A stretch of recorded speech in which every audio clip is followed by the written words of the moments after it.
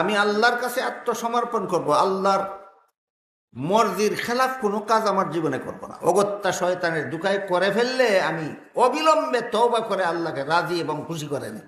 এটা কুরবানির শিক্ষা। কিন্তু এইসব কথা মুখে বলা আর কানে শোনা যত সহজ, জীবনে বাস্তবায়ন করা তত সহজ নয়। আল্লাহর কাছে জীবনের সকল কিছুর ব্যাপারে আল্লাহর কাছে আত্মসমর্পণ করা, এটা মুখে বলতে 2-3 সেকেন্ড লাগে, কিন্তু জীবনে বাস্তবায়ন করতে বহু সাধনা লাগে।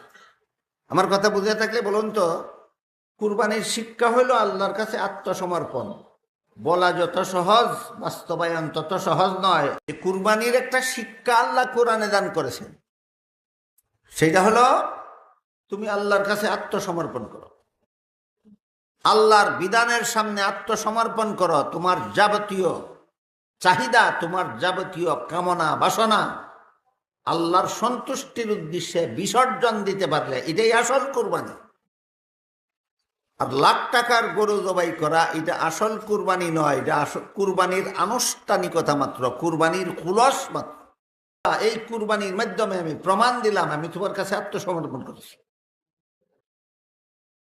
তোমার বিরুদ্ধাচরণ করবো না, তোমার বিধানের পরিপন্থী কোনো কার্যকলাপ আমার জীবনে করবো না, এই প্রতিশ্রুতি হয় এই কুরবানির মাধ্যমে। এটা যদি স্মরণ রাখতে পারি তাহলে আমাদের কুরবানি হবে সার্থক। আর যারা হালাল হারামের দারদারে না, যা মানে চায় তাই করে, এদের কুরবানির সাল আছে, মূল নাই। আমরা যদি মূল কুরবানি চাই তাহলে কুরবানির শিক্ষাটা আমাদের গ্রহণ করতে হবে। শিক্ষা গ্রহণের জন্য যাবতীয় ট্রেনিংয়ের পথ অবলম্বন করতে হবে।